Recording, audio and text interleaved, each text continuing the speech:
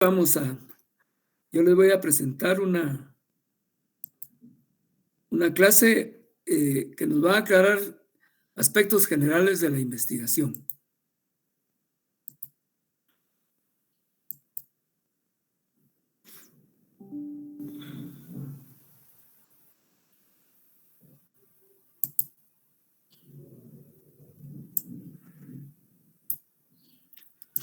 Muy bien.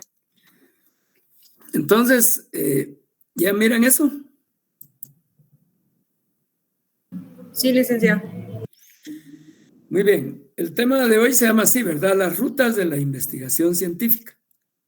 Tomado de Metodología de la Investigación de Roberto Hernández Sampieri et al. McGraw-Hill Education. Y aquí hay una primera recomendación, ¿verdad? Ya que regularmente se nos olvida a la mayoría, pero que ustedes deben de tomar muy en cuenta. Cuando nosotros hacemos uso de documentos que no son nuestros, entonces tenemos que dar lo que se llaman los créditos. Yo lo que estoy haciendo aquí es dándole el crédito a los autores estos del curso de este libro que se llama Metodología de la Investigación. Entonces, porque si yo no lo hiciera y presentara los elementos que yo tomé de ellos como míos, entonces estoy cometiendo un delito que se llama plagio. Entonces ustedes nunca deben de hacer eso. Cuando les dejen un trabajo de investigación documental que ustedes tienen que ir a leer documentos y ustedes quieren copiar ciertas partes del documento, todo el tiempo deben de dar el crédito, ¿verdad? Esto lo tomé de tal parte y hay formas específicas para hacerlo, ¿verdad? Pero entonces aquí vamos con una primera lección de honradez, de transparencia, ¿verdad? Que no toda la gente toma en cuenta, ¿verdad? Hay muchas personas graduadas en la universidad o, entre comillas, graduadas que han plagiado trabajos de otros, trabajos de tesis de otros y los ponen como de ellos, y los tribunales o los jurados de calificación no se dan cuenta y dejan pasar esas cosas y permiten precisamente que se desarrollen esos problemas. Entonces, aquí están los objetivos de aprendizaje de esta parte. Al terminar esta lección, el estudiante será capaz de conocer las 3 rutas de la investigación científica, identificar las características básicas de los 3 enfoques de la investigación científica, comprender la esencia de los procesos cualitativos y cuantitativos, identificar las similitudes y las diferencias entre ambos enfoques. Y la siguiente es comprender que la investigación mixta contempla aspectos cualitativos y cuantitativos. Ahí ya no terminé yo pero voy a arreglar eso ahorita. Aquí falta de los 3 enfoques, básicas de los 3 enfoques. Comprender que la investigación mixta contiene elementos de la investigación cualitativa y cuantitativa.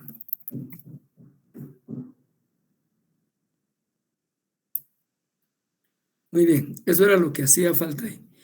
Yo de todos modos voy a subir esta presentación al aula virtual. Entonces tomen en cuenta pues esos objetivos.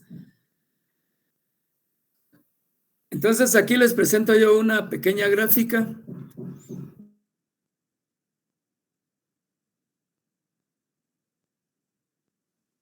el proceso de la investigación científica. Permítanme, solo quiero ver que parece que alguien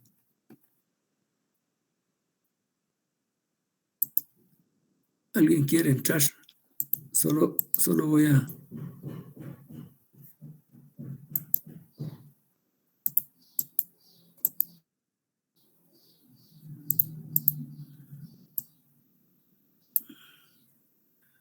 Es que no hay nadie. Yo escuché como que...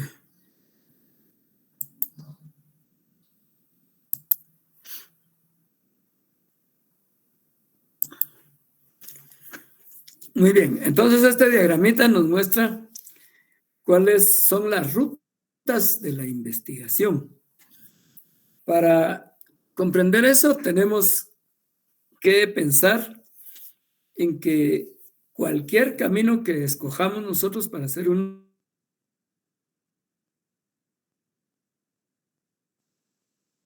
contextualizar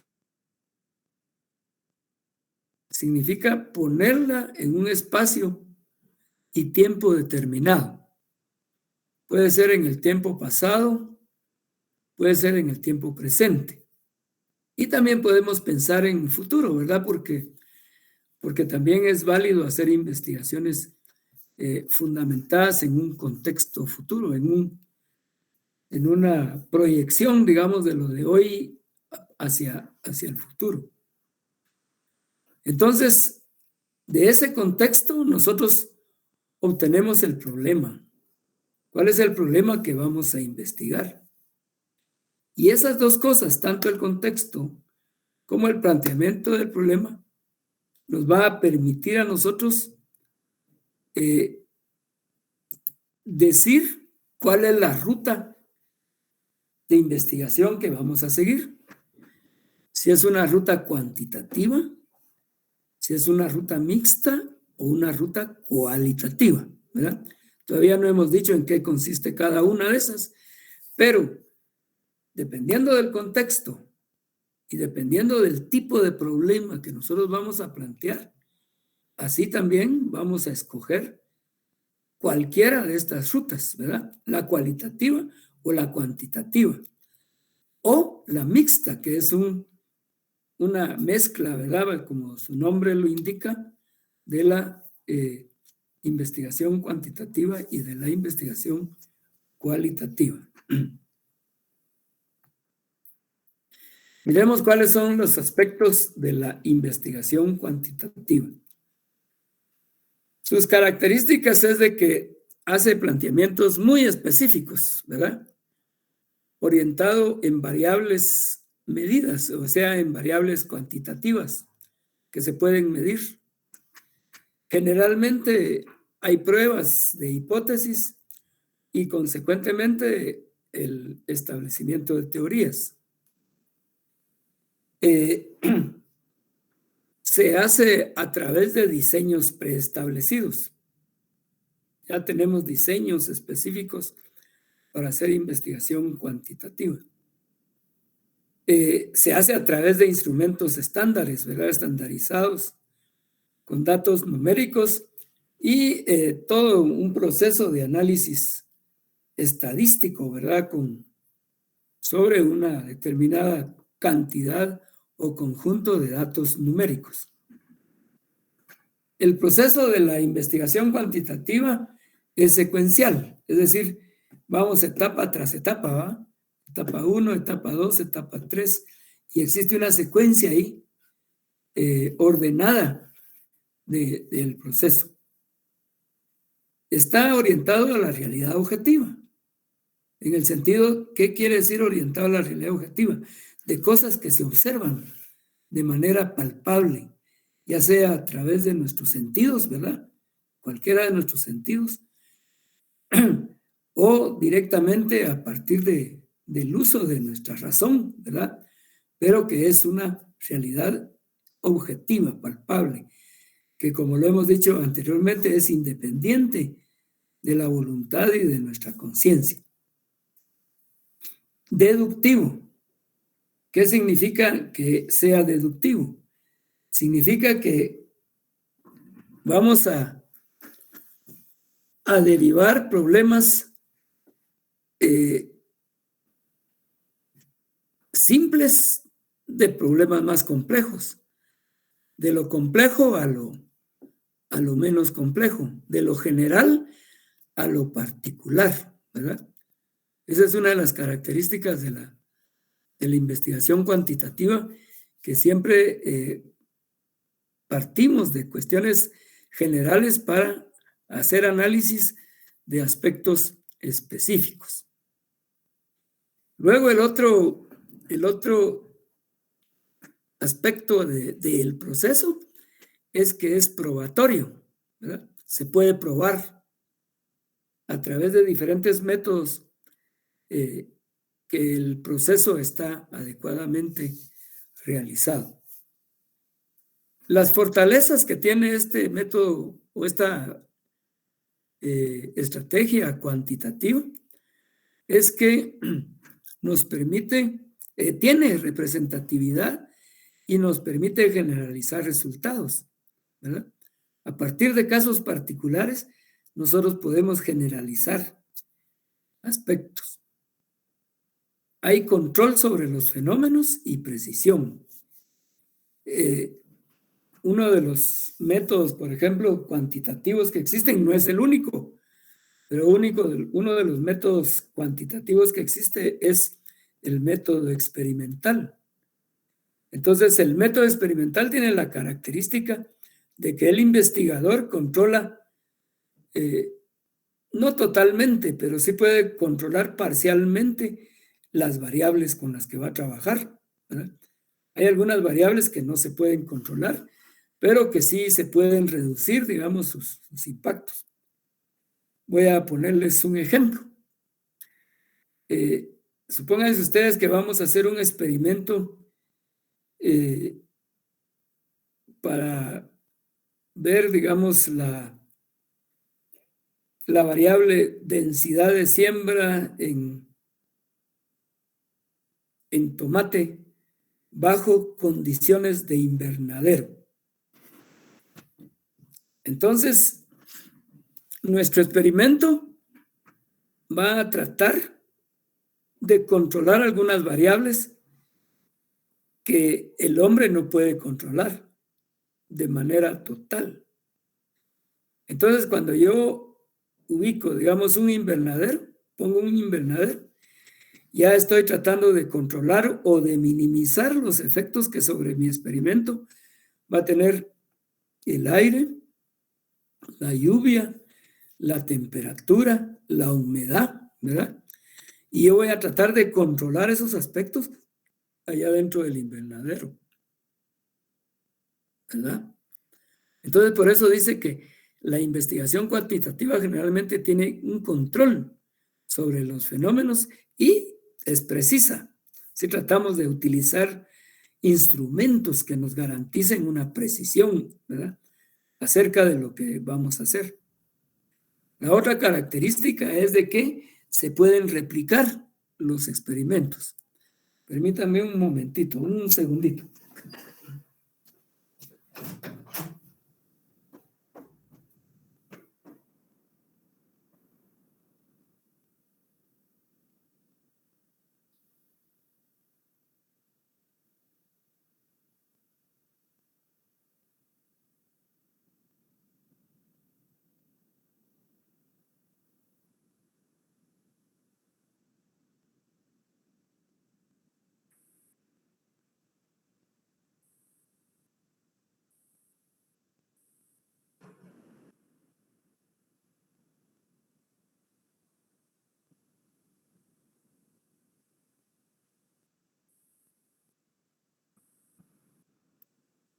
Libre.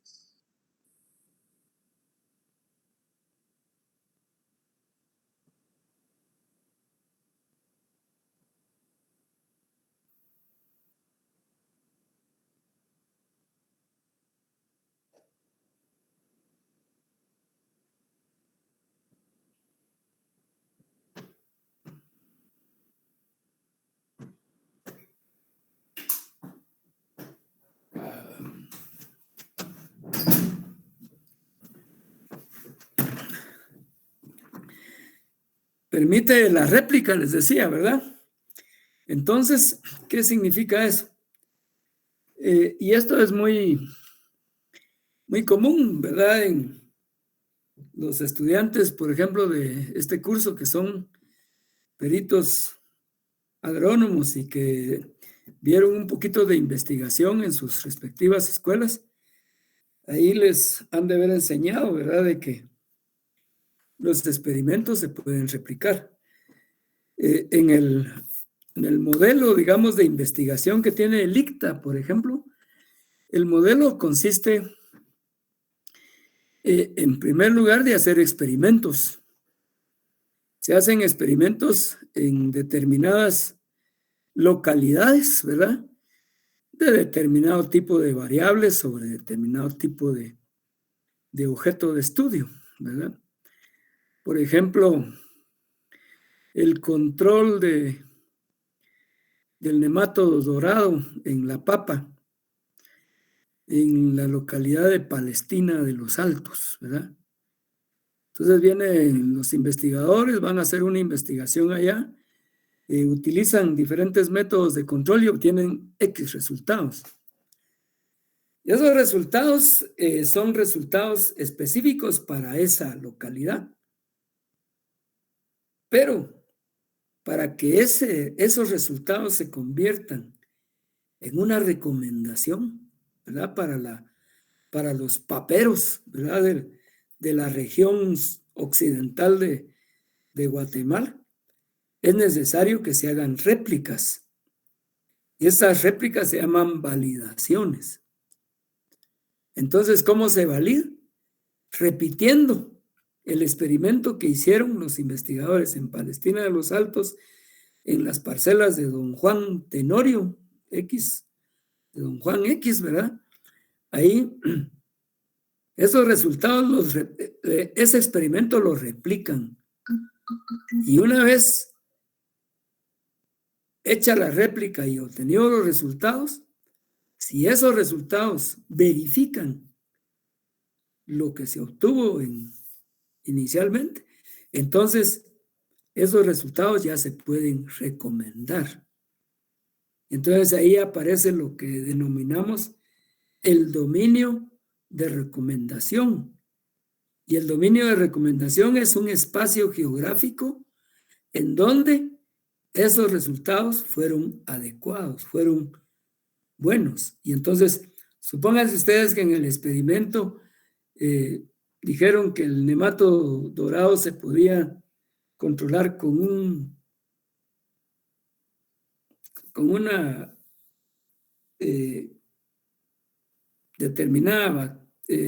un determinado hongo, ¿verdad? Hay unos hongos que son parásitos de los nemátodos y que se logró controlar al nematodo dorado con ese hongo. Se redujo el daño que le hace a la papa con ese hongo porque llegó directamente a afectar a la... Supónganse que eso fue efectivo ahí en Palestina. Si eso se replica ya en una región más grande y se hacen 10, 15, 20, 25 réplicas, entonces ya ¿cómo se llama? Se aprueba, digamos, la recomendación y eso se convierte en una tecnología, ¿verdad?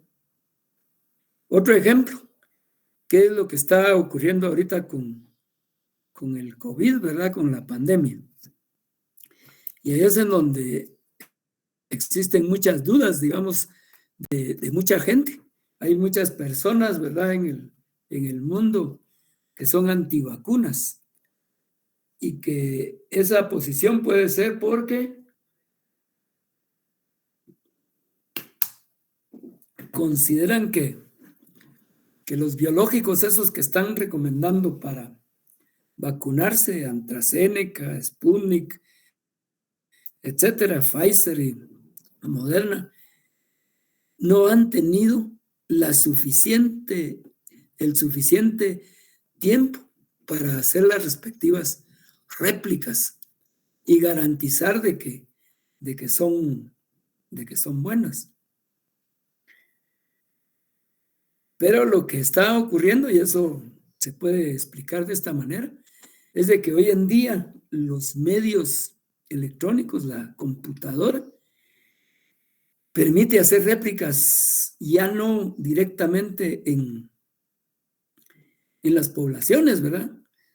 En la población de humanos, en la población de animales, en la población de plantas, sino que ya se pueden hacer simulaciones, miles de simulaciones, digamos, de los procesos experimentales. Y eso es lo que han estado haciendo las grandes farmacéuticas, ¿verdad? Haciendo simulaciones, y a partir de la simulación hacen los fármacos, y esos fármacos ya los tiran a la población, como garantizando pues de que se ha seguido este proceso de las réplicas y de las validaciones, ¿verdad? Antes, digamos, cuando no se había avanzado la tecnología en la forma en la que actualmente está, primero se hacían experimentos con algunos mamíferos pequeños, ¿verdad? Y de entre esos estaban los ratones, los cuyos, ¿verdad? Y en general a todos esos animales que se han utilizado para hacer pruebas de biológicos, ¿verdad? De medicamentos, se les da el nombre general de conejillos de Indias, ¿verdad? El conejillo de Indias es el cuyo, a ese se le llama conejito de Indias. Pero entonces a todos los que han sido tomados, animales que han sido tomados para experimentar, se les da el nombre genérico de conejillo de Indias, aunque no sean conejos, ¿verdad? Ratas. Después de hacer con especies menores, ya pasaban a especies mayores, como los monos, ¿verdad? Que se utilizan mucho monos para hacer pruebas. Y no hubo falta investigadores, ¿verdad? De grandes farmacéuticas que hicieron pruebas con humanos, ¿verdad? Lo cual es antiético, ¿verdad? Es antiético. Y que se pueden hacer siempre y cuando la persona esté de acuerdo en servir como experimento para probar cierta medicina, ¿verdad? Pero esto sale pues porque en años anteriores había que seguir todo ese proceso, y por eso mucha gente que actualmente es antivacuna es porque ha observado que las farmacéuticas no están siguiendo esa línea, ese proceso. Pero como les repito, hoy en día esas réplicas se han estado haciendo a nivel computacional, ¿verdad? ¿Cómo se hace? Yo no sé. No tengo esa experiencia, digamos, de ver esos procesos, pero lo podemos buscar, ¿verdad? En internet, a ver cuáles son los procesos que actualmente se siguen para hacer las validaciones de los productos que se utilizan tanto para la salud humana como para la producción agrícola y para la producción también pecuaria en general, ¿verdad? Y ya con todo eso, pues, todo eso nos da chance de predecir qué va a pasar en el futuro. Por supuesto de que esas predicciones tienen sus bemoles también, porque también les cuento, ¿verdad?, de que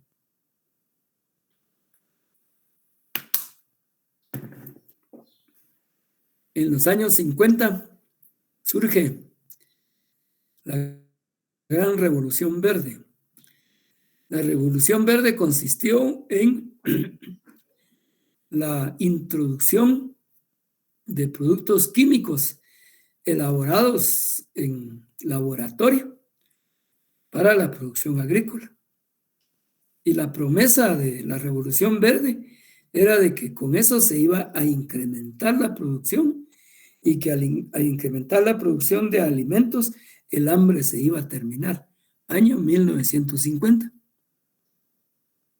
Llevamos ya prácticamente 70 años de eso. Y en primer lugar, el hambre no se ha terminado. Y en segundo lugar, el efecto de esos productos ha sido destructivo, tanto para la humanidad como para la misma naturaleza. Han desaparecido especies, hay otras en peligro de extinción, y el ser humano ha cambiado prácticamente todas sus fortalezas que anteriormente tenía, las ha cambiado por debilidades y que está más expuesto a enfermedades por el consumo de productos que no son del todo adecuados, ¿verdad? Entonces, las promesas de la ciencia generalmente están ligadas a promesas de empresas, de personas que tienen determinado tipo de intereses. Y esos intereses regularmente son intereses económicos, ¿verdad? Y entonces hay que tener muy en cuenta eso, porque la ciencia no necesariamente es ética, ¿verdad? Hoy en día estamos en un enfrentamiento ahí entre Nahualá y Catarina, no, entre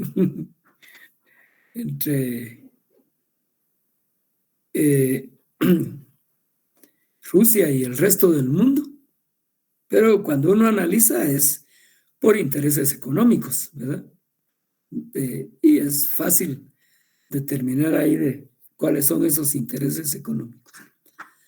Muy bien, entonces, luego pasamos a la investigación cualitativa.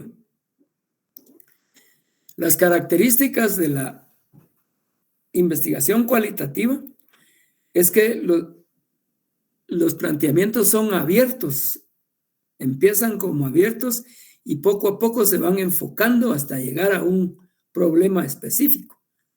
No es como la cuantitativa. En la cuantitativa tenemos un problema específico y ya con ese problema bien determinado, ahí ya nos vamos. En cambio, en la investigación cualitativa vamos de unas ideas muy generales que las vamos reduciendo hasta enfocar perfectamente el tema de investigación. Está orientado en preguntas que nos ayudan a entender el fenómeno, ¿verdad?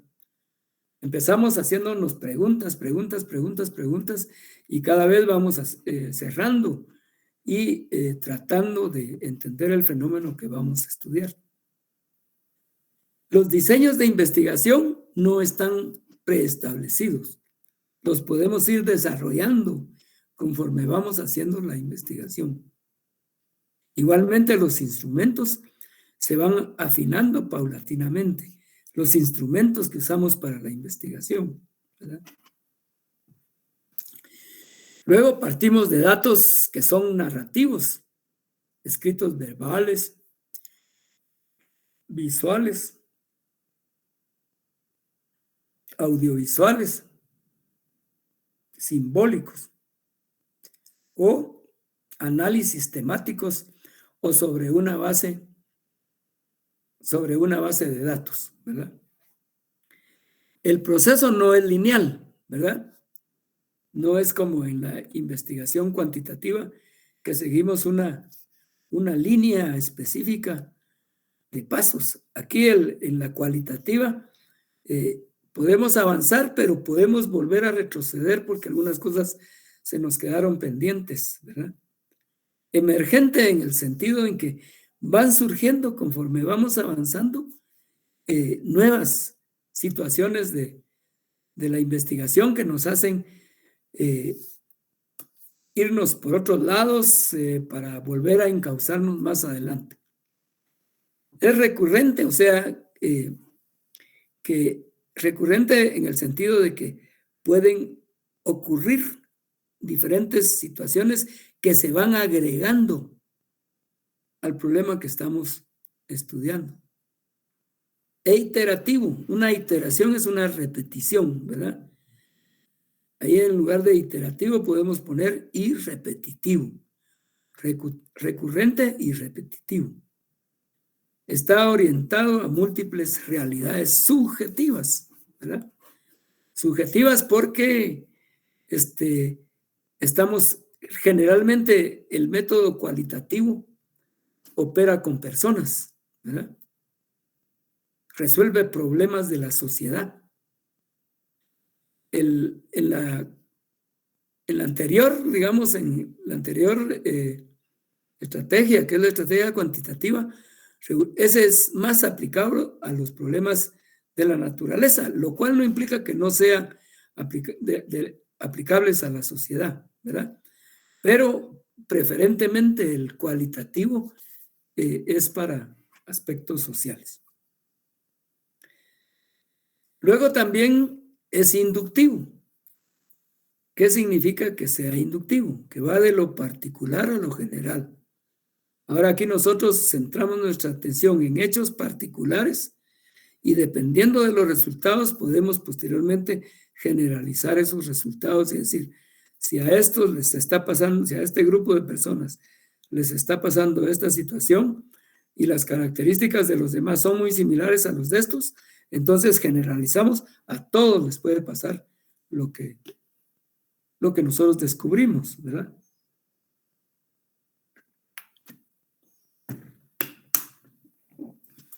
¿Y cuáles son las fortalezas de la ruta cualitativa?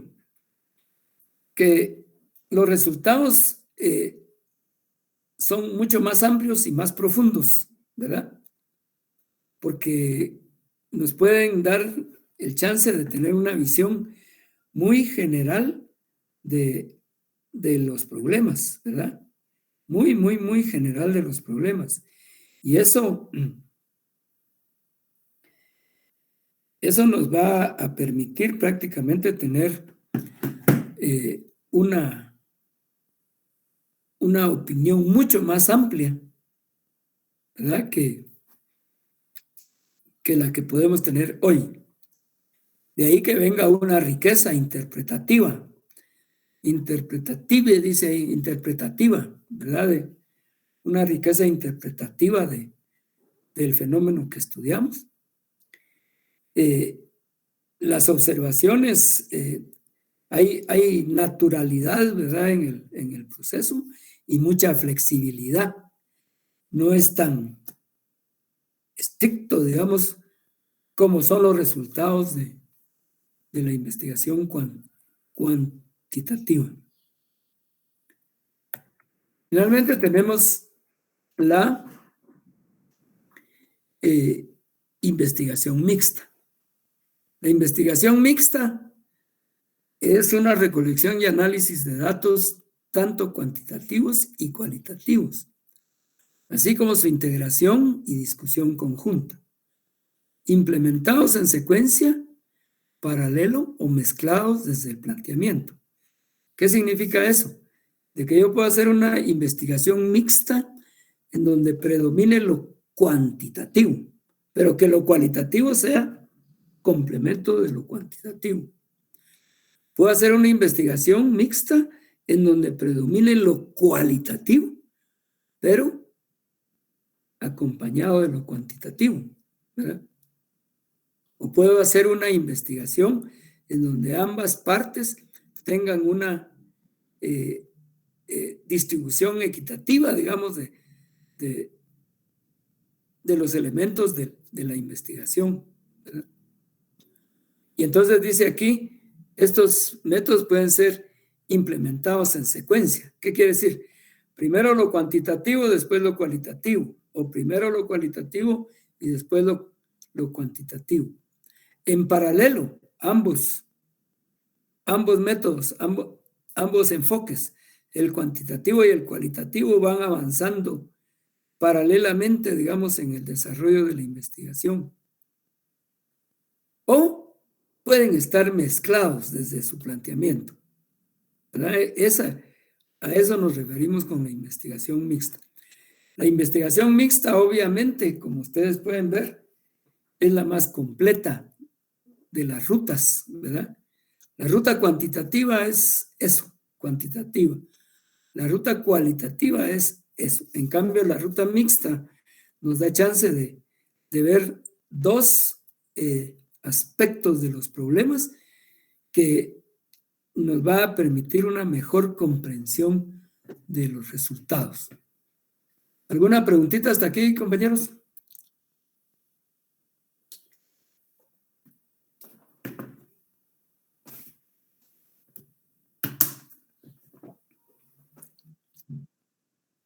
Todo claro como el agua.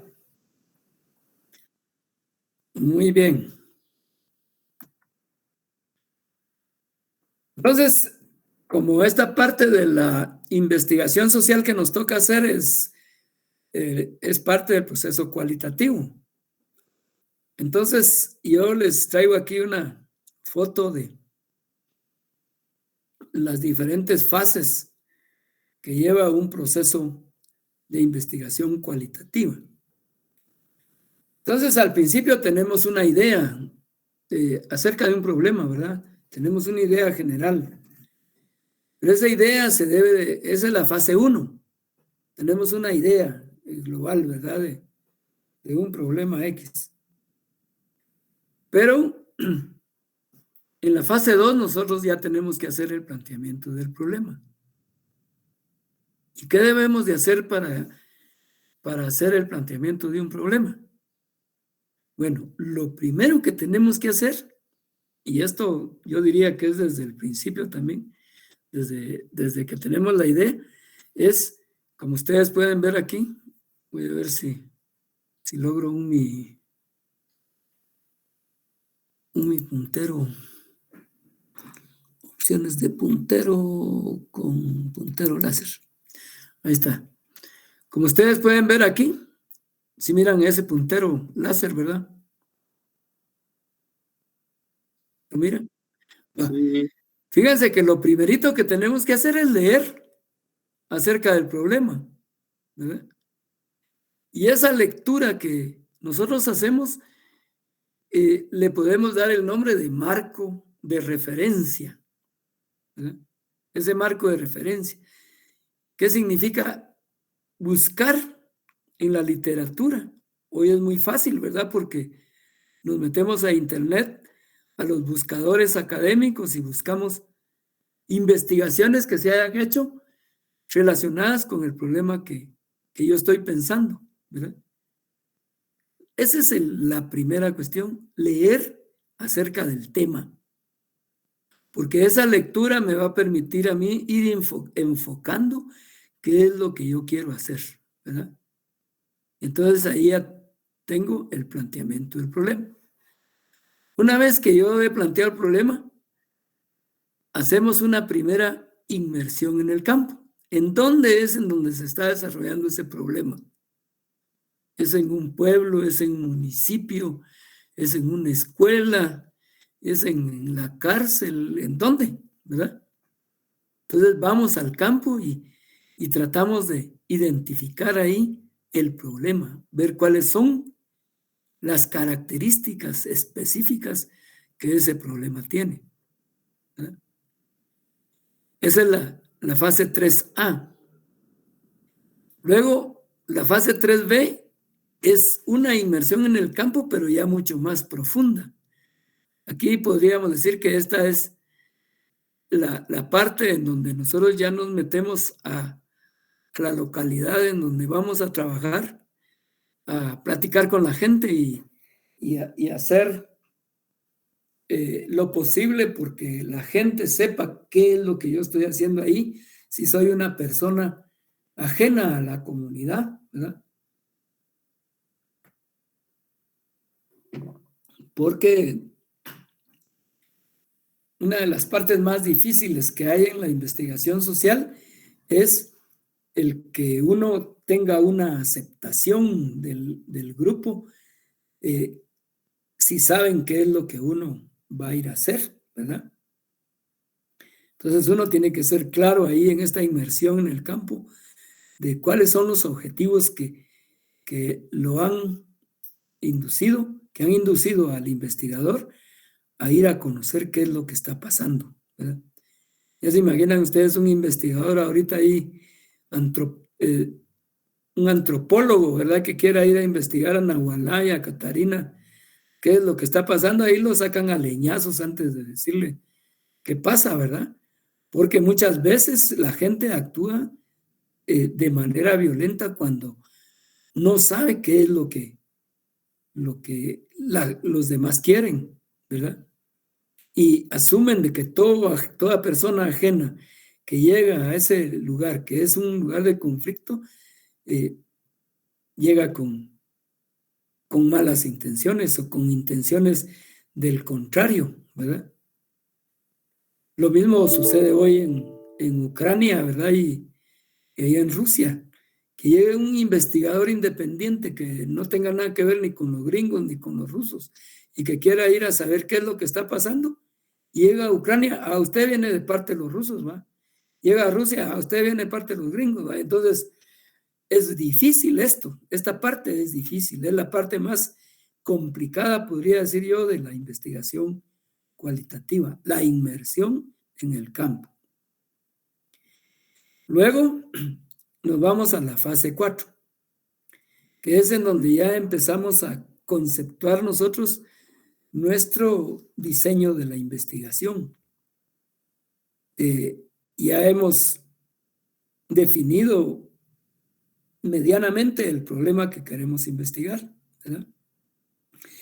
Y entonces, cuando ya hemos hecho esto, entonces nuevamente tenemos que, observen ustedes que esta lectura, la lectura de documentos, está todo el tiempo en el proceso, desde el planteamiento del problema, la concepción del diseño, la definición de la muestra, la recolección de datos, el análisis de datos, la interpretación de resultados y la elaboración del reporte de resultados. Miren, ahí está esta parte.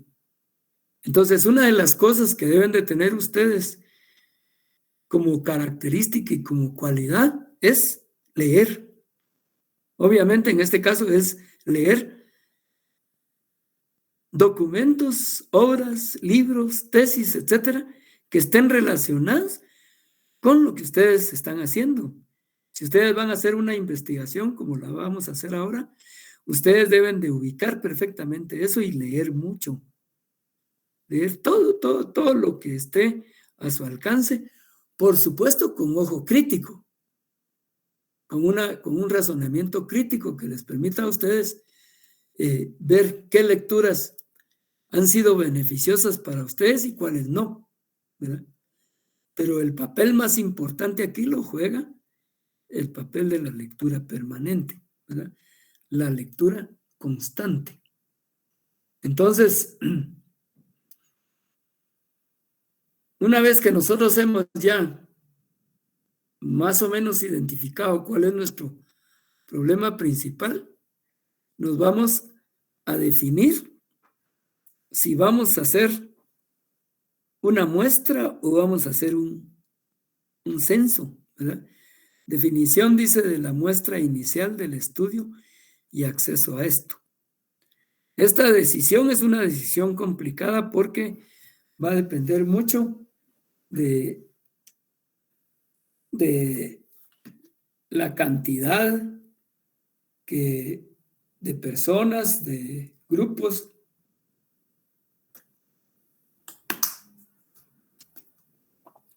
que yo voy a investigar, pero no solo de la cantidad esa. Va a depender del tiempo del cual dispongo para hacer una investigación. Y va a depender también de los recursos de que dispongo para hacer la investigación.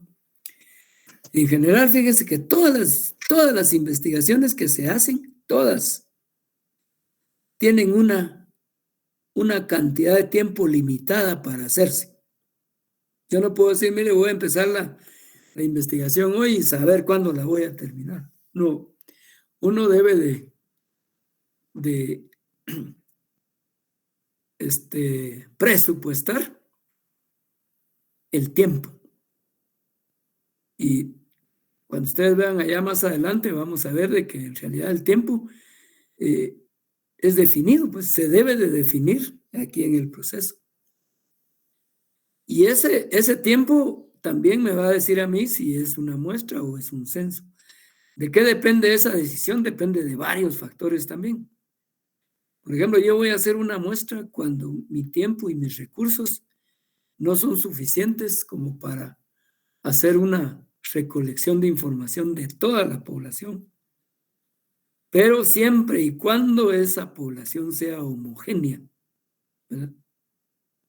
Homogénea en el sentido de que con relación a las variables que yo voy a investigar, no tengan mucha variabilidad, ¿verdad? Y aquí viene el tema cuantitativo, ¿verdad? Porque, ¿y qué es la variabilidad? Bueno, pues la variabilidad es un indicador que me dice qué tanto se desvían los datos que yo tengo de los datos promedio. Pero recuérdense que en la investigación cualitativa los datos no son cuantitativos, sino que son datos subjetivos, no cuantitativos, ¿verdad? Por ejemplo, ubiquémonos en el problema de Ucrania y Rusia, ¿verdad? Yo quiero saber cuál es, por ejemplo, la percepción que los ucranianos tienen con respecto a la guerra. Y esa percepción yo la voy a medir a través de algunas preguntas. Y las preguntas podríamos decir, ¿está usted preparado para la guerra? La otra pregunta, ¿está entrenado usted para participar en el llamado que el gobierno está haciendo para convertirse en parte de la reserva militar? Otra pregunta, ¿está usted dispuesto a perder la vida por defender a su patria? Que eso es una cuestión general, ¿verdad? Porque ese es el purrón que le meten a los soldados. Vas a ir a morir por tu patria. Pero en realidad la gente que ha muerto en las guerras no es por la patria, sino que muere por los intereses de unos cuantos. Por eso muy sabiamente dice alguien por ahí, de que las guerras no serían, no existirían si los que las dirigen, si los que las piensan, si los que las patrocinan, ellos se fueran a echar penca unos con otros, ¿verdad? Si eso fuera así, no habrían guerras, pero a las guerras mandan a la gente, a quienes les meten que van a ir a luchar por la patria, ¿verdad? Pero la patria está representada ahí está representada por intereses de unos cuantos, ¿verdad? Y entonces ahí hay muchas cosas, mucha tela que cortar. Entonces, ¿es la población homogénea en estos pensamientos o es heterogénea? ¿Verdad? Y esto es un estudio que se deriva de aquí, de la inmersión del campo. Yo observo, hago preguntas, etcétera, y digo, sí, esta población es muy homogénea. Entonces voy a hacer una muestra. En lugar de entrevistar a 100, voy a entrevistar a 10, que son representativos, porque la variable que yo voy a investigar no tiene mucha diferencia, no se dispersa mucho de lo que piensa la generalidad. Una vez que hemos hecho eso, entonces ya nos vamos al trabajo directo de campo, a recoger los datos que nos interesan, ¿verdad? Ese montón de datos que obtenemos aquí, nuevamente, ¿verdad? Los referimos a los estudios, a los escritos que ya se han hecho, a la literatura. ¿Qué voy a hacer con esos datos? ¿Cómo los voy a analizar? Y aquí viene el proceso del el análisis de los datos, ¿verdad? Y con este análisis de datos,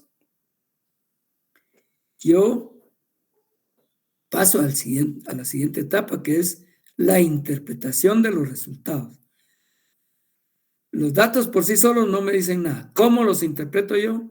Eso es ya la parte casi final, ¿verdad? Del proceso. Y finaliza con la elaboración de un informe de los resultados, el reporte de los resultados, que para eso hay formas específicas de cómo presentar los resultados. Entonces, miren, ese es el camino de la investigación cualitativa, ¿verdad? Y como les repito, en todas las etapas está el examen de la literatura, ¿verdad? ¿Alguna pregunta?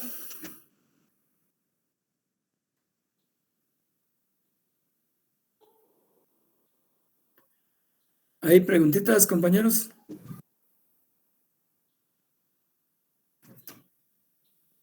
Todo bien, licenciado. Muy bien. Entonces, ahora, para iniciar, digamos, una investigación, nos hacemos una gran pregunta, ¿verdad? ¿Cómo se obtiene la información para elegir un problema a resolver, ¿verdad? Si nuestro punto de partida es la problemática social, económica, política de la sociedad, entonces el punto de partida es la sociedad. Pero la sociedad es compleja. En la selección de un problema a resolver,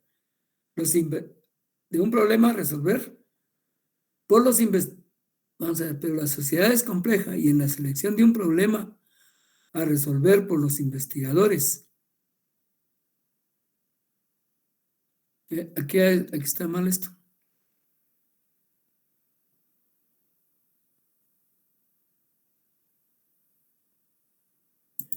Voy a arreglar aquí esto para que quede bien la expresión. Pero la sociedad es compleja y en la selección de un problema a resolver, los investigadores suelen perderse, ¿verdad? Perderse en razonamientos e ideas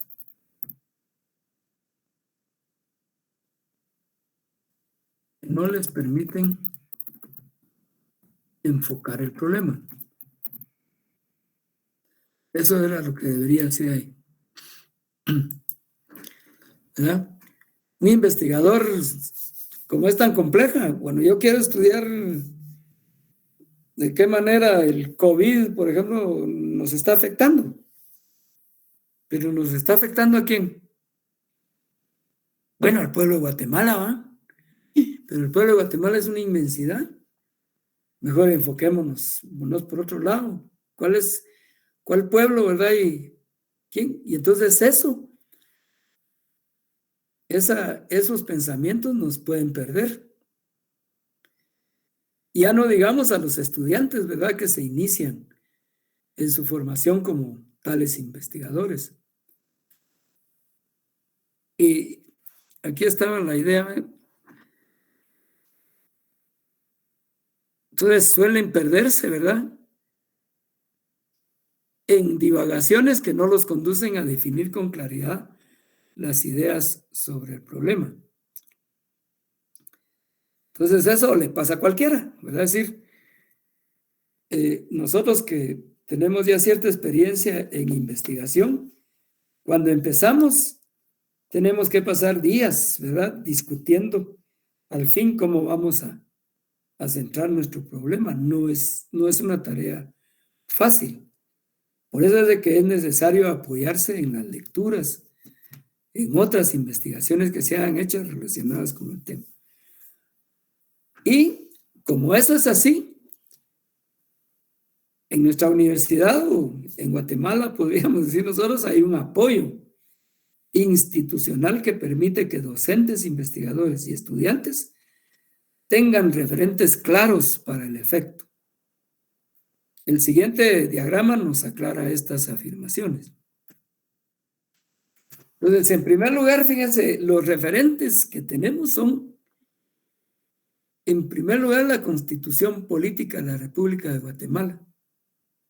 En sus artículos 82 y siguientes, que se refieren a la universidad. Ya van a ver ustedes por qué.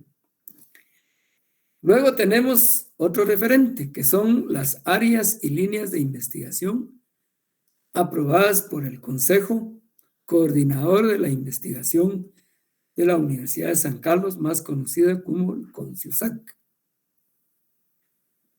Pero luego nos remiten y nos apoyan en la decisión de qué vamos a investigar, lo que se llaman las áreas y líneas de investigación estratégicas aprobadas por el Consejo Superior Universitario.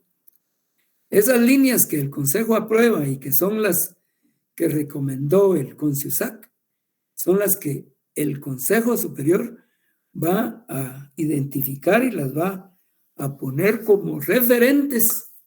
No son camisas de fuerza, pero sí son referentes para la investigación en toda la universidad. Y entonces toda la universidad debe de tener como referentes esas líneas de investigación. Y luego pasamos a las áreas y líneas de investigación de la dirección del CUNOC, de la Dirección de Investigación del CUNOC, denominada DICUNOC, y luego a las áreas y líneas de investigación del Departamento de Investigación de la División de Ciencia y Tecnología, ¿verdad? Por supuesto de que esto es tratándose de nosotros.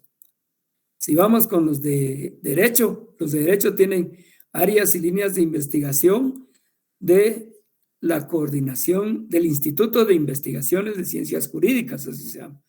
Los de ingeniería también tienen un instituto de investigaciones de ingeniería. Los de trabajo social tienen el DITSO, el Departamento de Investigación de Trabajo Social. Ciencias económicas también tiene su departamento de investigación de ciencias económicas. Entonces, nosotros nos debemos de referir a estas áreas y líneas de investigación, ¿verdad? Entonces, si nosotros queremos plantear un problema, si ustedes van a plantear un problema de investigación, que esa es la tarea que vamos a efectuar a partir de ya, ¿verdad? En este nuevo trabajo que vamos a hacer colectivo, nos vamos a referir a todas esas cosas y terminar prácticamente como referente,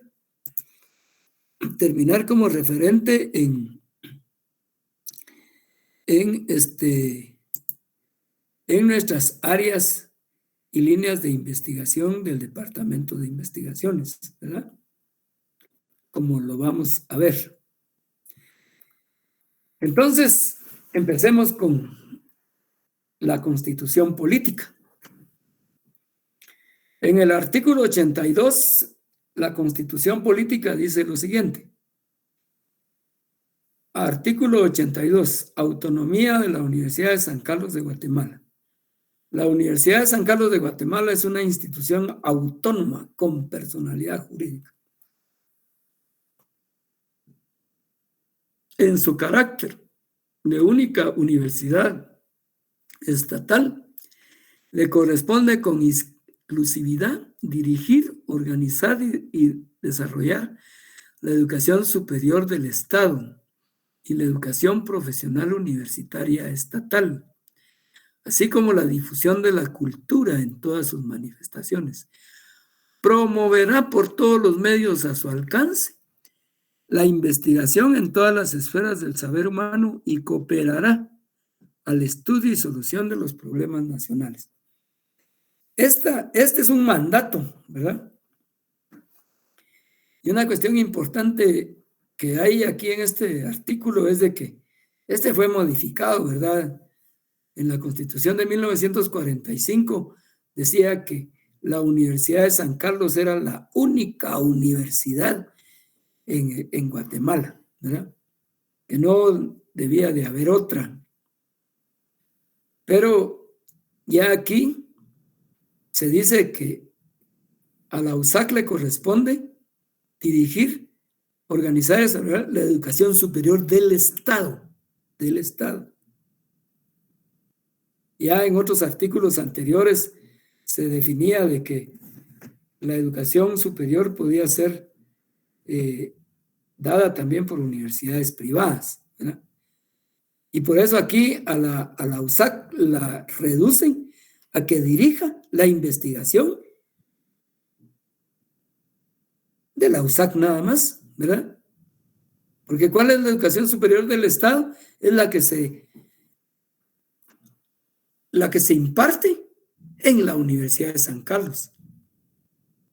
Y la Universidad de San Carlos está formada por 10 facultades, 6 escuelas no facultativas y como 22, 23 centros universitarios, ¿verdad? Y un instituto tecnológico. Y hay otros de investigación, por ejemplo, el Centro de Estudios Folclóricos, el CEFOL, el CEUR, el Centro de Estudios Urbanos y Rurales, ¿verdad? Que son institutos independientes, que no son institutos de las facultades ni de los centros regionales. Está el IDEI, Instituto de Estudios Instituto de Estudios Interculturales. Algo así es el IDEI, ¿verdad? ¿Qué otro? Y de ahí todos los demás departamentos de investigación, de departamentos y coordinaciones e institutos de investigación son de las facultades, ¿verdad? Cada facultad de las 10 tiene su instituto de investigaciones. Las escuelas no facultativas también tienen sus institutos de investigación, los centros regionales también. Luego dice que se rige por su ley orgánica y por los estatutos y reglamentos que ella emite, debiendo observarse la conformación de los órganos de dirección, el principio de representación de sus catedráticos titulares, sus graduados y sus estudiantes. Luego el artículo 83 se refiere al gobierno, que la dirección de la universidad le corresponde al Consejo Superior, integrado por el rector que lo preside, los decanos de las facultades, un representante del colegio profesional egresado de la Universidad de San Carlos de Guatemala, que corresponda a cada facultad, o sea que son otros 10, un catedrático titular y un estudiante por cada facultad.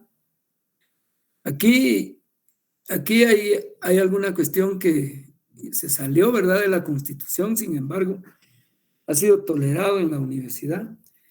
Fíjense que hay 10 facultades, pero hay 14 colegios profesionales. Y eso implicaría de que esos otros 4 colegios que no tienen facultad no deberían de tener representación en el Consejo Superior. Porque ahí se rompió prácticamente, se rompe la paridad que debe de existir 1 a 1, ¿verdad? Que es un profesor, un docente y un egresado. Pero ahora va a haber 10 profesores, 10 docentes y 14 egresados, ¿verdad? Esa es una anomalía que el Consejo Superior no la ha querido corregir. Luego el 84 se refiere a la asignación presupuestaria, que a la universidad le corresponde una asignación privativa. Privativa quiere decir que es exclusiva de la USAC, no menor del 5% del presupuesto. En eso el Estado ha fallado mucho, porque le ha dado muchas veces cantidades menores al 5%. Y dice no menor, quiere decir que puede ser mayor, debiéndose procurar un incremento presupuestal adecuado al aumento de su población estudiantil, lo cual no ha hecho, y por eso es que la universidad muchas veces se mira en trapos de cucaracha, ¿verdad? Y luego viene la parte esta ya de las áreas y líneas de investigación aprobadas por el CONCIUSAC. Entonces, aquí voy a dejar yo de presentar esta parte.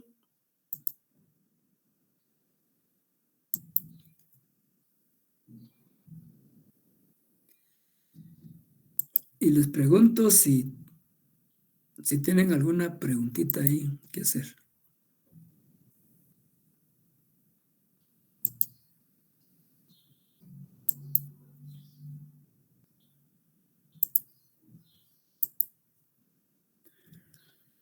¿Tienen preguntas? Está todo claro, Lic. Muy bien. Entonces todavía nos queda tiempecito ahí para pasar asistencia. Lo siguiente es de que yo quiero que ustedes se metan a... Yo les voy a poner ahí en el chat, les voy a poner que se metan a una página.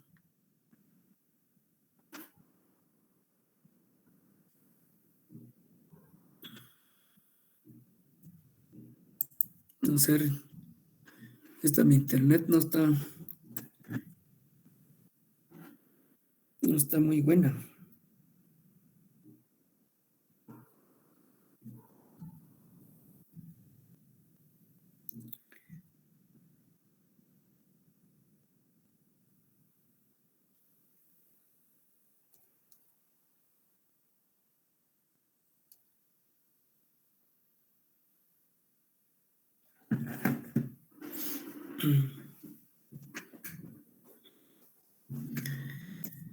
No me deja escribir.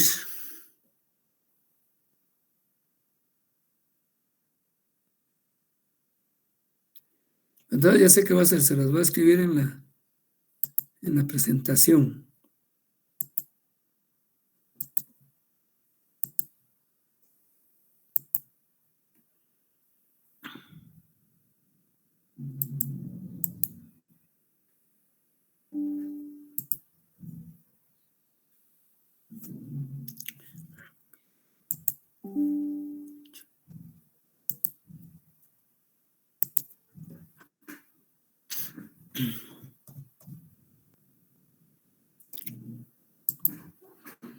¿Están viendo eso, ah?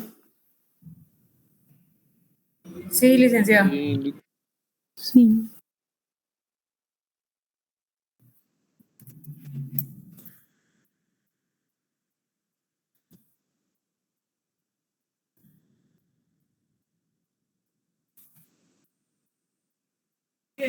Falta mucho y tenemos que seguir haciendo las cosas bien para poder seguir.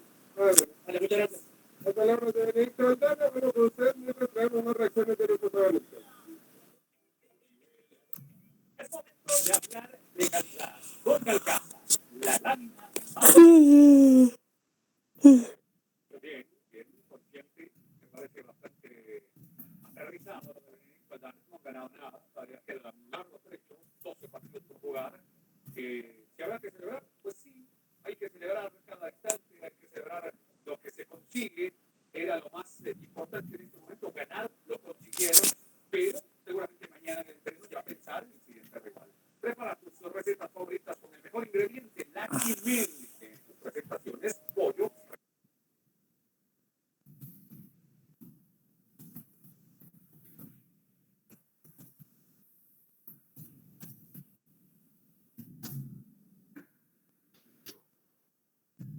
Entonces dice ahí, la página que ustedes van a buscar es digiusac.edu.gt. Tiene todas las cosas anteriores, ¿verdad? www, etc. Y deben de investigar cuáles son los programas de investigación de la Digi y cuáles son las líneas de investigación de cada programa. Aquí solo leerlos. Digamos, solo leerlos. No me interesa que... Y poner especial atención en el programa de recursos naturales y ambiente.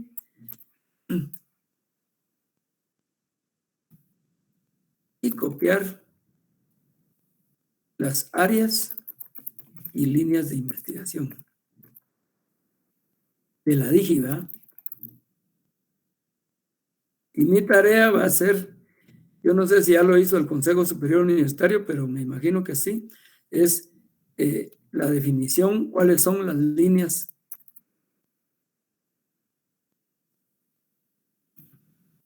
prioritarias declaradas por el Consejo Superior Universitario. ¿Verdad? Entonces, eso es una tareita que vamos a hacer para el día de de mañana, ¿verdad? Para poder ir entrándole ya a la parte de que les va a tocar a ustedes ya trabajar.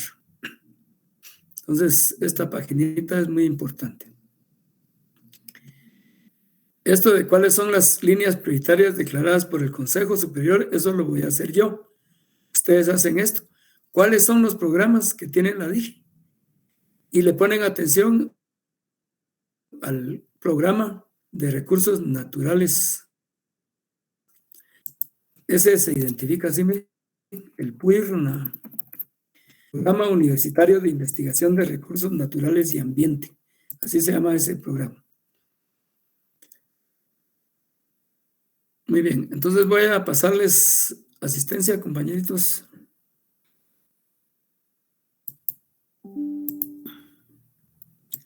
Estamos ya en el primer día de marzo. Vamos a ver, Ileana.